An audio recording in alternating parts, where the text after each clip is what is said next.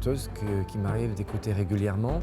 Mon assistant aussi fait Salam Lat et quelqu'un qui aime Natacha Atlas. Quand on parle des grandes voix du monde arabe, Natacha Atlas vient souvent tout en haut de la liste.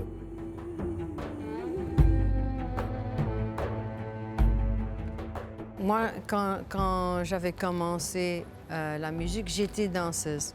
Alors j'ai toujours été attirée par la danse.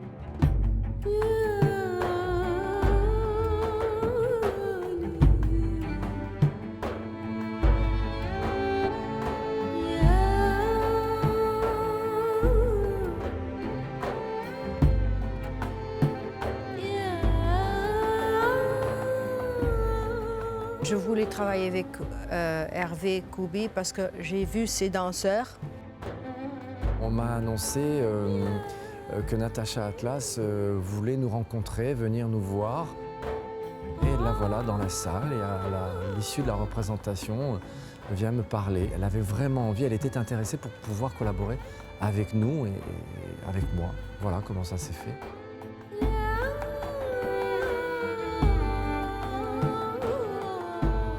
La musique que je fais, c'est en fait le but de faire des ponts entre le Moyen-Orient et l'Occident, et aussi des styles différents de deux côtés. Et je trouve qu'avec ce projet, c'est la même chose, mais en danse.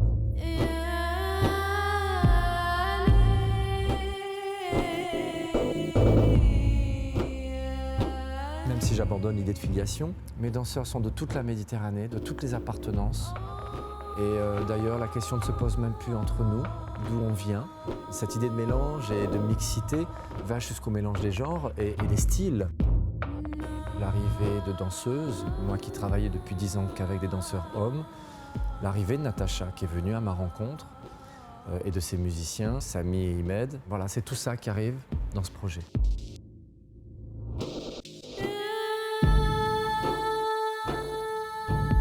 Il y a quelque chose dans le spectacle qui est très fluide, qui est un peu comme l'eau, comme les vagues, comme le vent. Je pense qu'il y a quelque chose de très singulier dans mon travail, en termes de gestuelle, en termes de construction.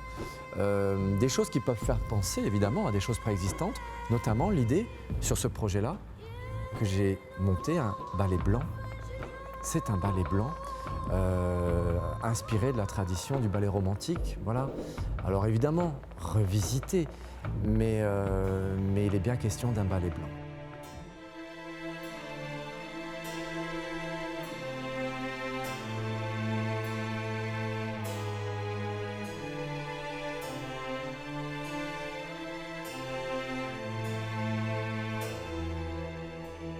Depuis l'âge de Tchaïkovski, par exemple, il y avait toujours des différences entre les compositeurs et les chorégraphes.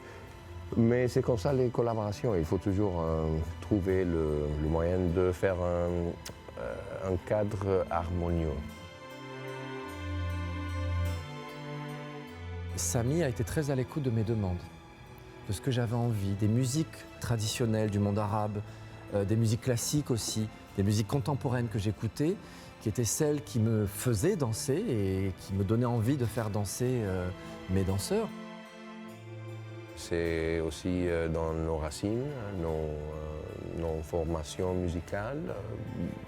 Et il a proposé quelques idées, quelques références. On a composé des morceaux et l'a envoyé à lui pour voir est-ce qu'on est compatible, est-ce que ça sera un mariage heureux. La quasi-totalité de ses compositions, des propositions, moi, me convenaient. On était vraiment sur la même longueur d'onde, artistiquement, en termes d'esthétique. En tout cas, il me comprenait. On a eu une bonne connexion très tôt dans le processus. On commence une phrase ou on a même quelque chose qui vient en tête et c'est Sami qui fait une proposition qui correspond exactement à ce que je pensais. Et c'est arrivé presque systématiquement.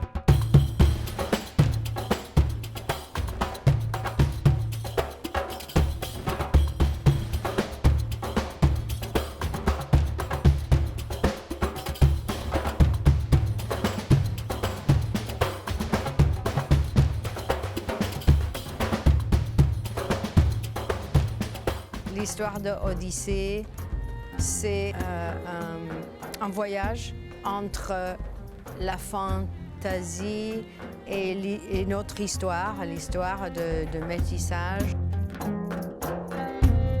J'ai toujours adoré Odyssey, Jason et les Argonauts et tout ça. Calypso qui fait le sorcellerie avec ses sirènes. Quand moi je suis sur scène, j'imagine tout ça.